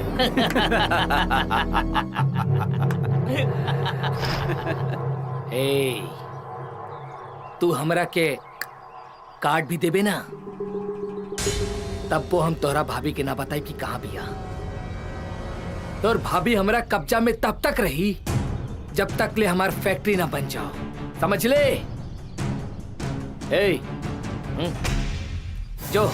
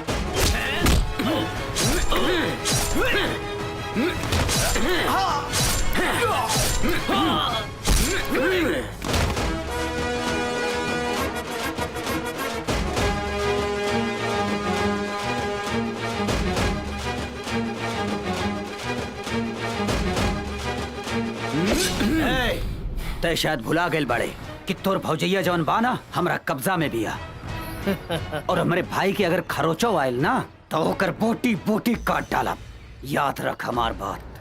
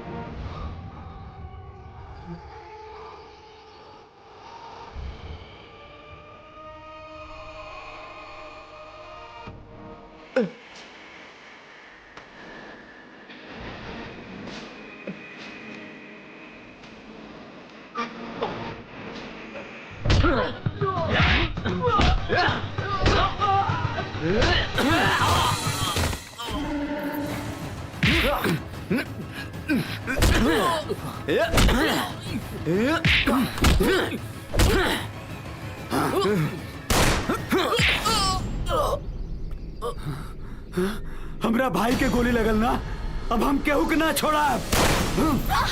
रानू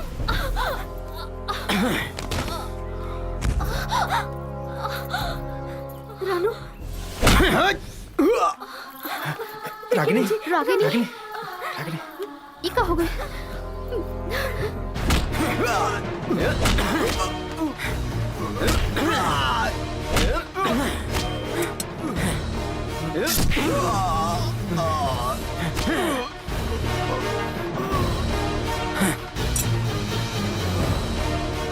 श्याम काबल लिंका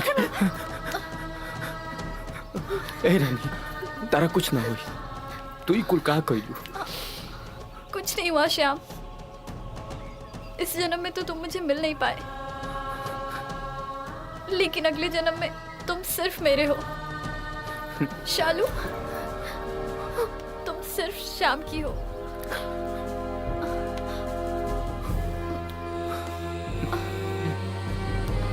तुम दोनों हमेशा खुश रहना।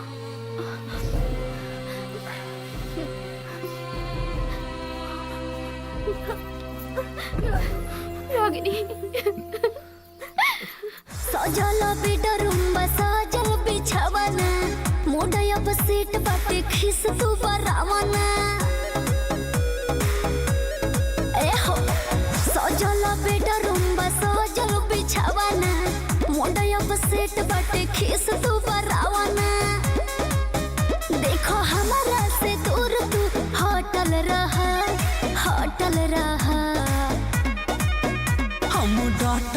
बानी तू डटल रहा जैसे सटे फेविकोल रानी सटल रहा हम डटल बानी तू डटल रहा जैसे सटे फेविकोल रानी सटल रहा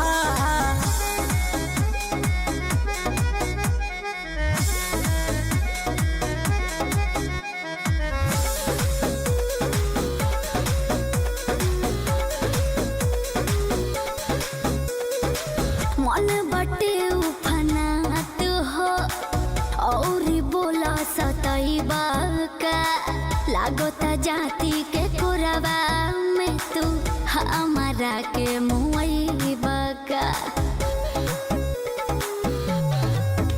तू ही धन हऊ हो तू ही मान हऊ हो हमरा सपना के रानी धड़कन हऊ हो अब सापू के जैसन लिपटल रहा हम डटल बानी तू डटल रहा जैसे सटे फेविकोल रानी सटल रहा हम डटल बानी तू डटल रहा जैसे सटे फेविकोल रानी सटल रहा